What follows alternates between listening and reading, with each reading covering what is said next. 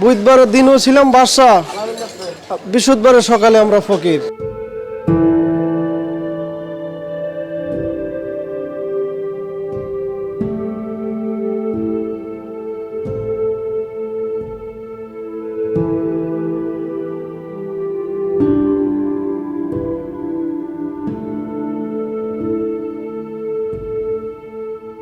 আমাদের ঘুরে দাঁড়ানোটা মুশকিল। এখন মালিক পক্ষ থেকে বলা হইতেছে যেটা যে আমরা যেভাবে ছিলাম আমাদেরকে যেন সেভাবে করে দেওয়া হয়। সিটি কর্পোরেশন এবং সরকারের কাছে এই দাবি জানানো হয়েছে এবং সরকারের পক্ষ থেকেই আশ্বাস দেওয়া হয়েছে যে আমাদের মার্কেট যেরকম ছিল আবার সেরকম করে দেবে। এখন কষ্ট তো হচ্ছে আমাদের, যারা আমরা ভাড়া চালাইতাম, আমাদের সেই চালানো নাই এখন নতুন করে ব্যবসা করার মতো, আবার নতুন করে ফার্নিচার করার মতো সে কিছুই নেই। আমার জীবনের যা ছিল সব কিছু এটার মধ্যে ইনভেস্ট করা, এর বাইরে আমার কিছুই নেই। তো এখন এইটা মুহূর্তের মধ্যে শেষ। এখন এখানে নতুন করে ইনভেস্ট করার মতো, নতুন করে ঘুরে দাঁড়ানোর মতো কোনো উপায় আমাদের আর নাই। আমরা ওখানে বসতে চাই, ওখানে কীভাবে বসবো এটার লোক কথা। আমরা এখানে বসতে চাইতেছি যে আমাদেরকে ওখানে যেভাবে এই যে যেগুলা আছে এগুলার অপারেশন হয়ে গেলে, পরিষ্কার পরিচ্ছন্নতা হয়ে গেলে আমরা বসার চেষ্টা করছি, আমরা করবো। আমাদের তো আর কোনো পথ নেই, আমাদের কোনো পথ নেই যে দোকান দেখেন, এটা আমার দোকানে যে কোনার মধ্যে আমাদের দোকান এটা। তো এখন এগুলায় পরিচয় করে আমরা ওখানে বসে পড়বো নিজেরাই। ক্ষতিপূরণের জন্য তো আপনার দরখাস্ত দেওয়া হয়েছে, কিন্তু আমরা কোনো ক্ষতিপূরণ পাইনি এখনও। এখানে কাউন্সিলর সাহেব আছে, উনি বলছে যে 3 সিটি মার্কেট যেভাবে আছে এটা এভাবেই তারা করে দিবে।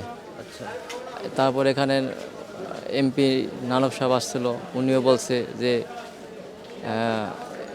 যারা আপনার দোকানদার ভাইয়েরা যেভাবে চায় সেভাবে হবে মার্কেট। সরকার যদি আমাদের কিছু হেল্প করে তাহলে হয়তো বা আমরা ঘুরে দাঁড়ানোর চেষ্টা করতে পারি, অথবা এখন তো আর কোনো ওয়ে দেখতেছি না আমরা। আপনারা কোনো আশ্বাস পাইছেন কিনা এই পর্যন্ত ক্ষতিপূরণ? জি, বিভিন্ন সংস্থা থেকে বলে যাচ্ছে, কিন্তু এখনো কিছু পাইনি আমরা সাহায্য।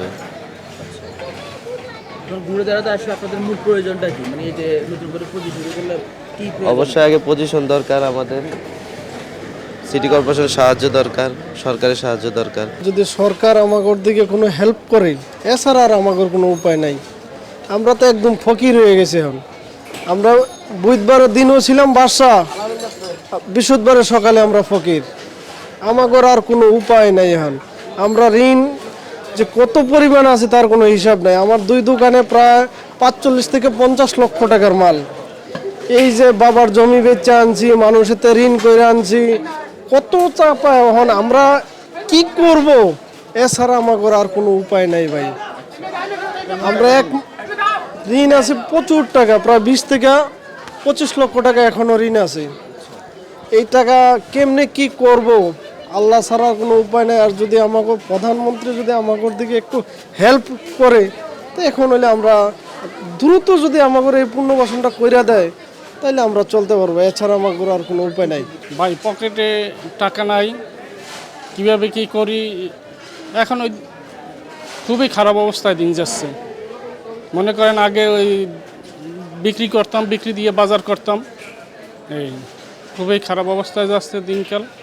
এখন সরকার যদি আমাদের দিকে যদি না তাকায় তাহলে তো দাঁড়াবার মতো কোনো শক্তি নেই। সংবাদ, ফিচার ও অনুষ্ঠানের জন্য ভিজিট করুন সংবাদ প্রকাশের ওয়েবসাইট এবং যুক্ত থাকুন ফেসবুক পেজ ও ইউটিউব চ্যানেলের সঙ্গে।